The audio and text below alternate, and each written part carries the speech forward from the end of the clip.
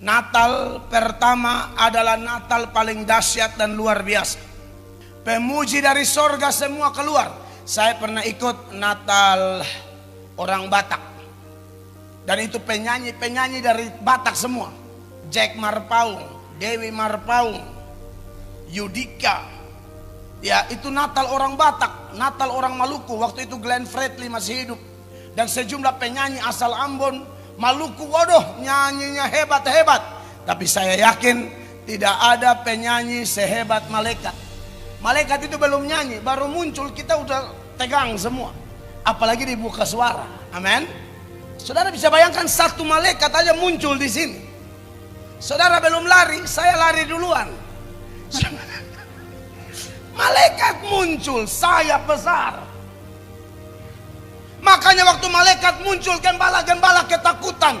Wajarlah tiba-tiba nongol satu sosok bercahaya, putih bersih. Suaranya luar biasa. Tiba-tiba bala tentara malaikat keluar dan bernyanyi. Itulah spirit Natal. Natal harus dirayakan. Amin.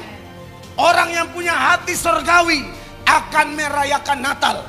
Saudara, jadi kalau saya dapati orang-orang tidak merayakan Natal, itu saya aneh bin ajaib. Beberapa jemaat di NTT akhirnya memutuskan pindah berjemaat di gereja kami. Gara-gara di gereja lamanya itu sama, tidak mau merayakan Natal. Anti pohon Natal, anti lampu Natal, anti bakar lilin. Loh, kenapa anti? Sebelum kelahiran Yesus, ada kelahiran hamba Tuhan namanya Yohanes Pembaptis.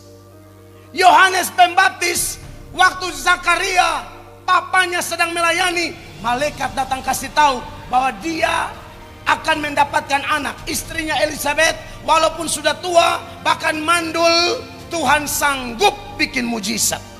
Dan Tuhan bilang begini di Lukas pasal 1 mulai ayat 13 tentang kelahiran Yohanes Pembaptis.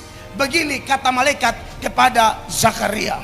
Tetapi malaikat itu berkata, jangan takut hai Zakaria. Jangan takut hai Zakaria. Sebab doamu telah dikabulkan, dan Elizabeth istrimu akan melahirkan seorang anak laki-laki bagimu, dan haruslah engkau menamai dia Yohanes. Ini berita kelahiran Yohanes Pembaptis 14. Anda perhatikan ayat 14. Engkau akan bersukacita dan bergembira, bahkan banyak orang akan bersukacita atas kelahirannya. Untuk kelahiran Yohanes Pembaptis, malaikat bilang begini, engkau akan bersukacita dan bergembira. Bahkan banyak orang akan bersukacita atas kelahirannya itu. Siapa Yohanes Pembaptis? Kok kelahirannya heboh sekali? Kamu akan bersukacita dan bergembira. Bukan cuma kamu loh, banyak orang. Siapa sih dia?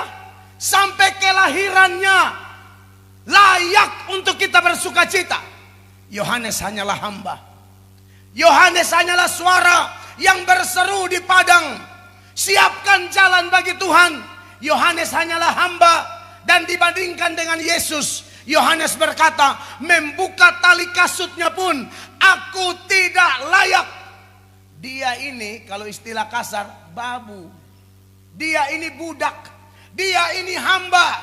Anda bayangkan, untuk kelahiran babu, untuk kelahiran budak, untuk kelahiran hamba, malaikat bilang, kamu harus bersukacita, kamu harus bergembira, dan semua orang harus bersukacita. Apatah lagi kelahiran bos. Ada amin? Amin. Aneh kan? Kalau anak bos ulang tahun tidak usah bikin pesta, tapi bagian anak pembantu, ayo kita bikin pesta. Kalau anak pembantu bikin pesta, anak bos pestanya harus lebih dahsyat. Beri tepuk tangan yang meriah bagi Tuhan Yesus Kristus. Makanya perayaan Natal sangat-sangat penting.